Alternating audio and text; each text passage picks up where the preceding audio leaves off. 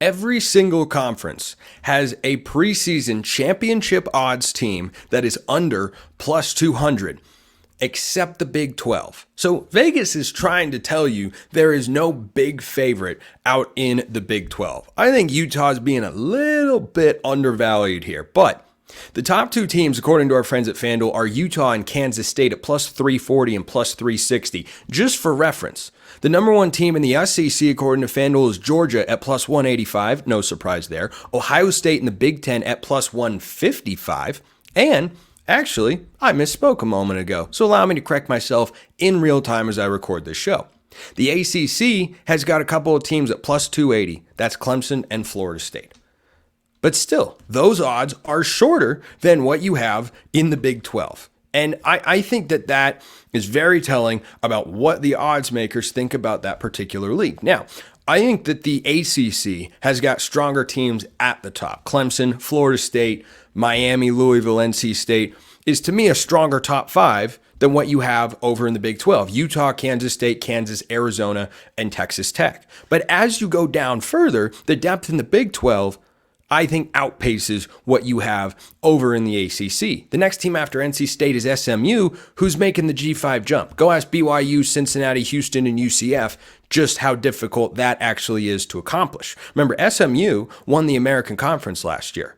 Rhett Lashley's done a great job. They've got Preston Stone back at quarterback. Mustangs can make noise in the ACC. I don't know if they can contend, though, because that's an 11-2 team, or rather 11-3, because they lost their bowl game to Boston College, who was a middling team in the ACC, which is probably where SMU ends up being this year. But is this the most open conference in the country? Should it be over in the Big 12? No, I do not believe so. I think Utah should be a bigger favorite there.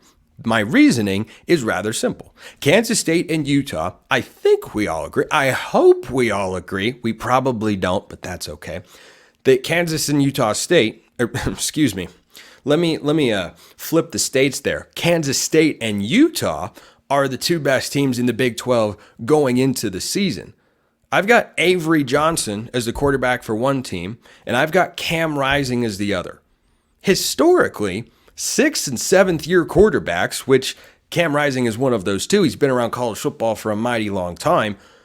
I like that sort of advantage over and Avery Johnson. Now, is Chris Kleiman a good coach? Of course he is. He is a very good football coach, and I think Kansas State should have a good season. Their win total is quite high, as it should be. So too is Utah's. So I don't think it is destined that this conference produce these two teams in the championship game as much as the ACC. Because when you look at the ACC, Clemson, Florida State, and Miami, those are your top three odds market teams and to win the ACC championship. I believe it will be a combination of two of those three. That is the most likely outcome to me. Yeah, I wouldn't be shocked if a Louisville, or I've talked about NC State a lot on this show, get into the mix. But I think that the roster talent, the coaching situations, the quarterback situations all line up the best at those three schools. In the Big 12, it's Kansas, Utah State, and then there's just a huge gap down to Kansas at plus 650. You've got Lance Leipold and Jalen Daniels back for another year over there with the Jayhawks. I mean, anytime you can give me coach and quarterback continuity, I am a fan. It's a hard thing to find in college football. It's one of the reasons I'm very high in Ole Miss in the SEC. There aren't that many teams returning their head coach and their starting quarterback from the prior year. So when you have that, I tend to think that continuity makes things easier to figure out, not harder. Doesn't mean other teams won't be good, but when it comes down to a Kansas State, I almost did it again, and Utah, I don't know why I want Kansas subconsciously to make the Big 12 championship game. FanDuel doesn't think it's out of the question, plus 650, not the longest odds in the world. But Kansas State working in a new quarterback versus Utah having a supremely veteran quarterback there, I like the Utes in that particular spot should it come to pass. Now, as you keep going down in the Big 12, Does this league continue to be fairly wide open? Yeah, because I don't think the gap between the teams kind of in the middle, the next three, is as substantial as what you have in the ACC. Because the next three in the ACC are Louisville, NC State, and SMU. I don't think SMU has much of a chance. I think NC State does. Louisville could with Jeff Brom in their second year. They were in the game a season ago. NC State, I think, as I've talked about here on the show before, with Dave Doran, could be poised for their first 10-win season since he has been there. But in the Big 12, if you look at the fourth team is Arizona. I don't think this is the most open league in the entire conference. But do I think that these odds are an accurate depiction of where the conference championship picture sits? No, I do not. Because I think that Kansas, Arizona, and Texas Tech being plus 650, 750, and 850, I think those odds feel too long to me. They feel far too long. Now, why am I going between these two conferences? Because they're the most comparable. You're going to, as long as this structure continues to exist in college football, of the Power 2, the next two, and then the Group 5, Big 12 and the ACC, naturally going to be compared many, many times. But Clemson is the favorite along with Florida State. Boy, oh boy. That's an interesting conundrum. So let's move to the ACC for a moment there and talk about those top two teams. There's a drop-off. Down to plus 450 at Miami with Mario Cristobal and company, who I think upgraded at quarterback this offseason in a pretty significant way, adding Cam Ward from Washington State. I think the playmaking ability and high-level throws that the Miami fans will see this year is going to be better than it was last year. I think Ward's got a little bit more of a mobility to him.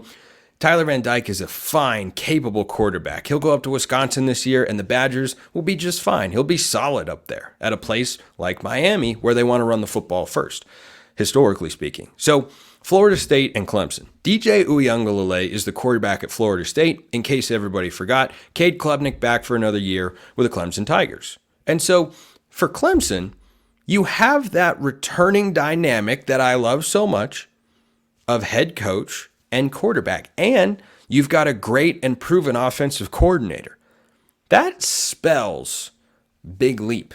That spells progress. Last year was the first full season in which Cade Klubnik had the reins. DJ Uiagalelei transfers out. It's Cade Klubnik's team for the first time, has his ups and downs. This is now year 3 for Cade Klubnik in college football. Highly touted recruit.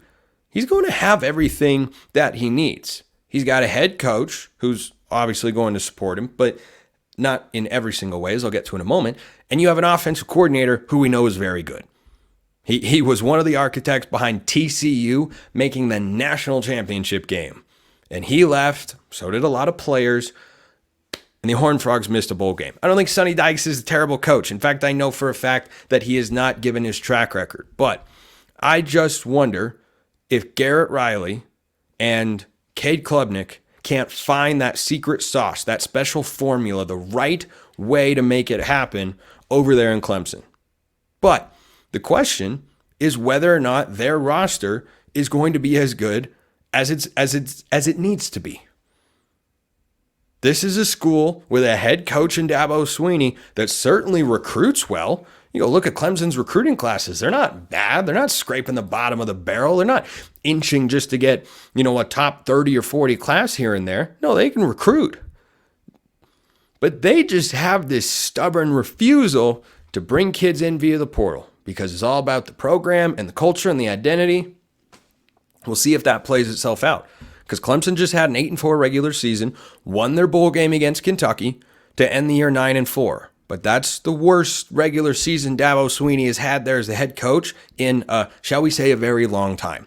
Kids have been born and grown up in which they haven't seen Clemson win that many games, and they'll be, fans again this year with Dabo Swinney as the head coach. So that's going to continue to be the question in the ongoing evaluation of Dabo Swinney as the head coach at Clemson.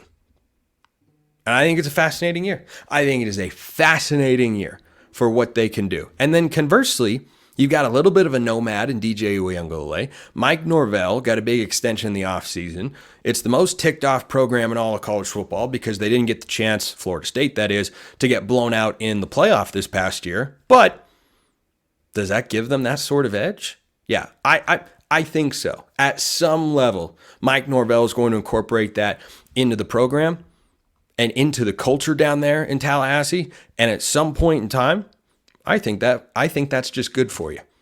I think that can work to infect in the best way possible every player in your locker room. And that's why I can't see both of those teams missing the conference championship game. One of them, sure. I can absolutely see it. But both, don't think so. Appreciate everyone listening. I'll see you next time. And until then, hope you have a wonderful rest of your day.